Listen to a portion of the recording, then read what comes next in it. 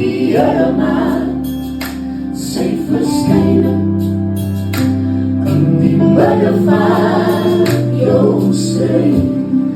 As jou stryd soms te swaar en jou probleem word te veel, en wie die Here maak, sy verskynings in die midde van jou stryd.